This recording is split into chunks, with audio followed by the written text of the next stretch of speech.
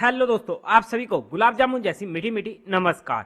और उसी के साथ आप लोगों का स्वागत है मार्केट के पैचअप या ब्रेकअप शो में। आज के दिन हम डिस्कस करेंगे एक तो हमारी मार्केट को, क्योंकि आज के दिन मार्केट काफी ज्यादा इंटरेस्टिंग भी रही है और काफी ज्यादा लोगों को आज के दिन मार्केट ने नाराज भी किया है। वो कैसे उसे स्टडी आउट करने की कोशिश करेंगे और कल के दिन कैसी रह सकती है मार्केट की नीयत, उसे भी स्टडी आउट करेंगे। और कल के दिन होने वाली है फिन निफ्टी की एक्सपायरी और होने वाले हैं साथ ही साथ 3 एसएमई आईपीओस की क्लोजिंग। तो वहां पर क्या रहेगा मेरा पर्सनल डिसीजन। एंड परसों को भी होने वाली है 3 एसएमई आईपीओस की क्लोजिंग, क्योंकि दोनों ही दिनों के आईपीओस को हमें एक साथ ही मैनेज करना पड़ेगा।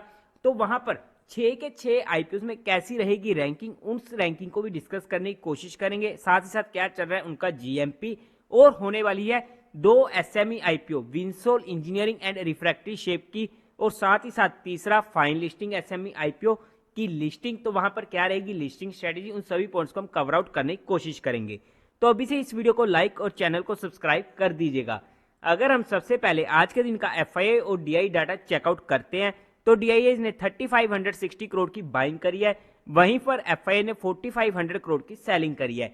नेट में फिगर नेगेटिव साइड का होने वाला है, जो हमारे लिए और मार्केट के लिए नेगेटिव होने वाला है। बट दिक्कत ये है कि एफआईआई की रेगुलरली सेलिंग हमें थोड़ा सा क्वेश्चन में डाल रही है। अगर बाय चांस डीआईआई यानी कि हमारा पैसा हम मार्केट में ना लगा रहे होते, चाहे वो एसआईपी के थ्रू ही हमारा मोस्टली पैसा जा रहा है, तो वहां पर हमें सबसे ज्यादा दिक्कत होती आज के टाइम पर मार्केट में।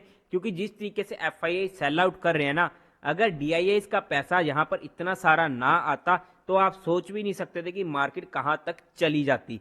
बाय द वे, अगर हम आईपीओस की बात करते हैं सबसे पहले, तो ना सबसे पहले हम इंपोर्टेंटली देखते हैं 6 आईपीओ जिनकी होने वाली है क्लोजिंग, तो क्या रहेगी वहां पर रैंकिंग। क्योंकि इन 6 आईपीओस में जो भी हमारा पैसा ब्लॉक होगा वो अदर हम 5 आईपीओस में यूज नहीं कर पाएंगे। एक बार कल की वीडियो को देख लीजिए किस तरीके से हमें पैसे को मैनेज करना है, वहां पर प्रॉपरली हमने समझाने की कोशिश करी है। तो अगर मैं सबसे पहले रैंकिंग देने की बात करूं, देखो मेरी रैंकिंग हमेशा जीएमपी के बेस पर नहीं होती है। वहां पर रिस्क रिवॉर्ड रेशियो का फैक्टर मैं इंक्लूड करता हूं, इंटरनल फैक्टर्स को भी इंक्लूड करता हूं, कैसी कंपनी होने वाली है काम वाइज, फाइनेंशियल वाइज, फंडामेंटली। तो उन सभी पॉइंट्स को ध्यान में रखते हुए मैं रैंकिंग बनाता हूं, तो जिसकी वजह से हमें लिस्टिंग हमारी रैंकिंग के बेस पर नहीं मिलेगी। तो इस पॉइंट को हमें ध्यान में रखना पड़ेगा। बट अगर मैं बात करूं सबसे पहली रैंकिंग पर हमारे लिए जो आईपीओ होगा प्रीमियम रोड लाइन का, अब आप देख लो कि ये जीएमपी के बेस पर रैंकिंग नहीं है। सेकंड आईपीओ जो मेरे अकॉर्डिंग, मेरी स्टडी के अकॉर्डिंग आता है, वो होने वाला है एबीएस मैरिन सर्विसेज का।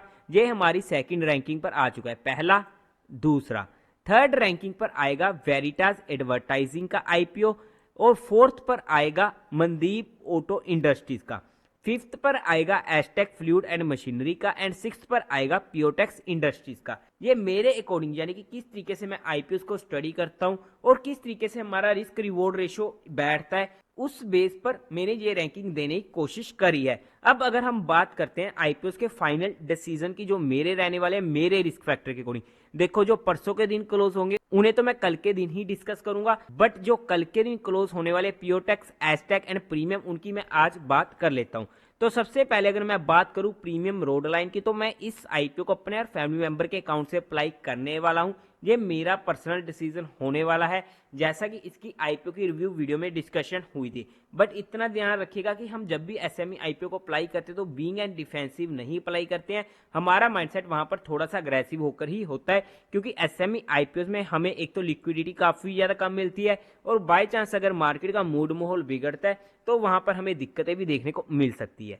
सेकेंडली अगर मैं बात करूं जो हमारी फिफ्थ रैंकिंग पर आता है एस्टेक फ्लूइड एंड मशीनरी का, अगर मुझे ये आईपीओ अप्लाई करना हुआ और वहां पर अगर मुझे क्वालिफाइड की तरफ से 100x हल्का फुल्का नीचे चलेगा कोई दिक्कत नहीं है, और एचएनआई की तरफ से 200x का सब्सक्रिप्शन देखने को मिलता है, तभी मैं वहां पर जाकर इस आईपीओ को अप्लाई करूंगा। अदरवाइज मैं इसे इग्नोर कर दूंगा। ये मेरा पर्सनल डिसीजन होने वाला है। थर्डली अगर मैं बात करूं, ऑब्वियसली 6 आईपीओस को मुझे अप्लाई करना है, तो मेरे पास पेमेंट की कमी रहेगी, तो उसकी वजह से तो ये वैसे ही अप्लाई नहीं होगा। और giving a benefit of doubt to the market mood more, मैं इस आईपीओ को इजीली अवॉइड करने वाला था अगर मेरे पास पैसा होता भी।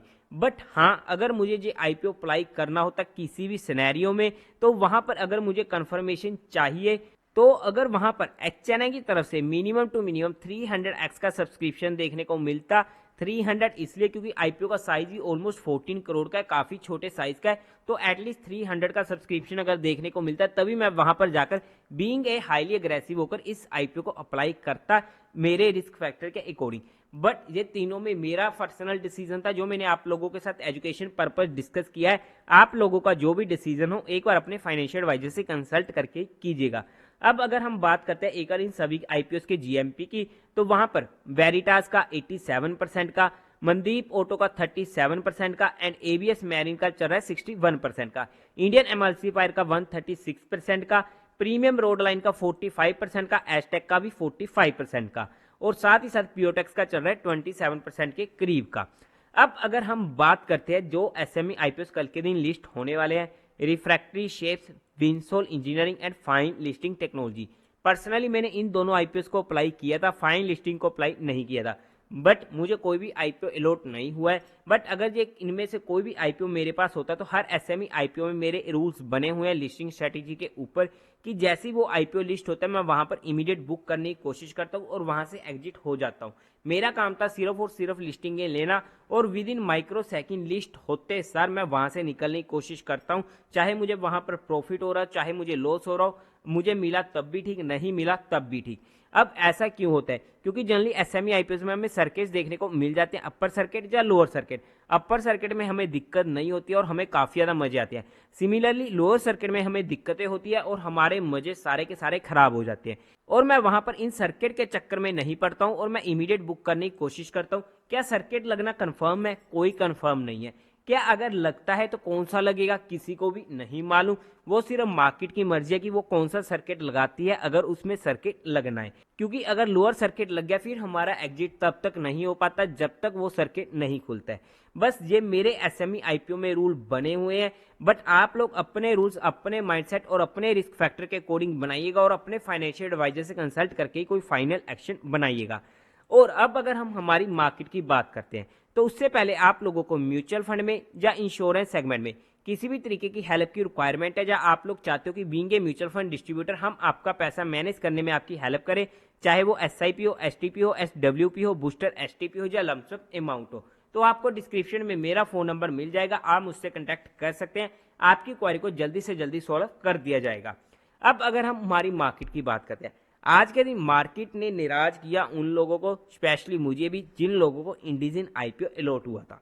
स्पेशली सबसे ज्यादा दुख तो उनको हुआ जिन्हें एचएनआई कैटेगरी में जो आईपीओ अलॉट हुआ था, क्योंकि वहां पर मार्केट सीधा सीधा इंडिजन आईपीओ वालों का 30,000 से 50,000 रुपए खा चुकी थी और वहां पर थोड़ी सी बुरी लिस्टिंग देखने को मिली। देखो 45% की लिस्टिंग अच्छा होता है, कोई दिक्कत नहीं है, बट जितना एक्सपेक्टेड था उससे कम हमें देखने को मिली है। रीजन सिंपल सा आपको पता होगा, क्योंकि थोड़ा सा मार्केट का मूड माहौल बिगड़ा हुआ था जिसकी वजह से हमें ये दिक्कतें देखने को मिली और फिर और ज्यादा मार्केट गिरती रही, जिसकी वजह से वहां पर जितना भी ऊपर की साइड का चल रहा था वो भी थोड़ा सा नीचे हमें देखने को मिला और प्रॉफिट बुकिंग आई।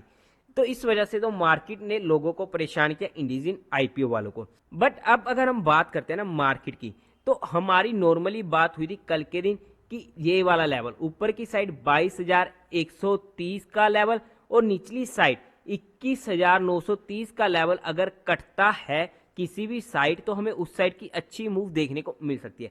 जहां पर काटा हमें इमीडिएट मूव मिली 100+ पॉइंट की, हमारा काम हो चुका था अगर हमारी एंट्री हुई है, क्योंकि हमारी जहां पर इंपॉर्टेंट था सस्टेन करना, सस्टेन हुई बट लेवल नहीं दिया, जिसकी वजह से हमने प्रॉपर इस ट्रेड को यूज नहीं कर सकते थे हमारी स्ट्रेटेजी के अकॉर्डिंग, बट हमें मूव मिल चुकी थी और फिर से जो हमारे लेवल के पास आई।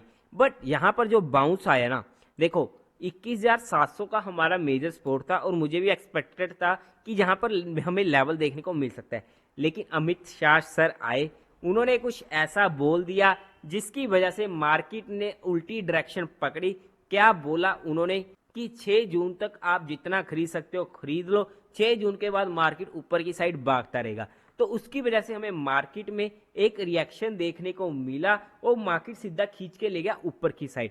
और ऐसी न्यूज का इम्पैक्ट अल्ट्रा शॉर्ट टर्म जरूर होता है, असली इफेक्ट तो इसका इलेक्शंस के बाद ही पड़ेगा, बट हाँ अल्ट्रा शॉर्ट टर्म में जो इम्पैक्ट हमें देखने को मिलना था वो हमें देखने को मिला। इसलिए अगर हमने यहाँ पर एंट्री करी पुट में तो हमारा स्टॉप लॉस हिट हुआ, जिसकी हमें रिस्पेक्ट करनी पड़ेगी। और फिर इस लेवल के ऊपर सस्टेन हुई, जो हमारा रेजिस्टेंस बन चुका था, फिर से ये सपोर्ट बना और हमें एंट्री का लेवल मिला और फिर से क्या हमें ऊपर की साइड खींच के ले गया और हमें एक प्यारी मूव देखने को मिल गई थी। ये तो था आज के दिन का हमारा डिटेल्ड एनालिसिस। अब अगर हम कल के दिन की मार्केट की बात करते हैं तो कल के दिन होने वाला सबसे पहले तो ट्यूसडे, और हमें आज के दिन एक अच्छी मूव मिल चुकी है मार्केट में। तो हो सकता है कि कल के दिन अगर मार्केट परेशान करती है क्योंकि ट्यूसडे इफेक्ट देखने को लग सकता है, तो वहां पर हमें थोड़ी सी कम क्वांटिटी के साथ काम करना चाहिए। बट हमारे लिए जो मेजर डिस्टेंस रहेगा ना वो रहेगा 22,220 का, जो इसकी 50 की मूविंग एवरेज होने वाली है। अगर इस लेवल के ऊपर जाता है, एक घंटा सस्टेन करता है, तो हमें ऊपर की साइड की एक अच्छी मूव देखने को मिल सकती है, बट एक घंटा सस्टेन करना जरूरी है। अगर सीधा निकलते हैं जैसे इस साइड निकला तो हम उसका कुछ भी नहीं कर सकते, हमें जस्ट अवॉइड करना पड़ेगा। अब अगर हम बात करते हैं निचली साइड की, तो 21,800 का लेवल जो इसने आज के दिन का लो बनाया वो हमारे लिए इंपॉर्टेंट सपोर्ट का काम करेगा। और अगर इस बार ये लेवल कटा तो काफी चांसेस होंगे, काफी ज्यादा हाई चांसेस होंगे कि 21,700 पर ये सपोर्ट नहीं पकड़ेगा अब की बार और सीधा इसको काट के नीचे की साइड भी जा सकता है। अगर 21,800 का लेवल काटता है और वहां पर आधा घंटा ही मार्केट सस्टेन हुई, देखो ऊपर की साइड एक घंटा जरूरी है, निचली साइड आधा घंटा जरूरी है, तो वहां पर हमें नीचे की साइड की भी अच्छी मूव देखने को मिल सकती है। पर्सनली बीच में मैं कोई भी काम नहीं करना चाहूंगा, हालांकि हमें छोटी मोटी स्पोर्ट्स देखने को मिलेगी जैसे ये वाली स्पोर्ट, बट मैं प्रॉपर्ली इन स्पोर्ट्स को यूज नहीं करता। जो मेजर स्पोर्ट होती हैं वही हमारे लिए सबसे ज्यादा इंपॉर्टेंट होने वाली है। पर्सनली मैं अपनी बात करूं, मैं ऑप्शन बाइंग में काम नहीं करता हूं। मैं ऑप्शन बाइंग में काम करना 2024 का स्टार्टिंग होते ही छोड़ चुका हूं, क्योंकि सबसे ज्यादा मेंटल स्ट्रेस हमें ऑप्शन बाइंग ही देती है और सबसे खराब तरीका लगता है मुझे ऑप्शन बाइंग में पैसे बनाने का। और उसी के साथ साथ अगर हमारी एंट्री होती है कहीं पर भी तो 30 पॉइंट से ज्यादा का स्टॉप लॉस नहीं होना चाहिए किसी भी सिनेरियो में। और हमने जहां पर जितने भी पॉइंट्स को डिस्कस किया वो सिर्फ एजुकेशन, लर्निंग और केस स्टडी पर्सपेक्टिव की है, किसी भी तरीके कोई भी इन्वेस्टमेंट टिप या एडवाइस नहीं है। फिर भी आप लोगों को कोई भी काम करना हो या कोई भी एक्शन लेना हो तो एक बार अपने फाइनेंशियल एडवाइजर से कंसल्ट करके ही लीजिएगा।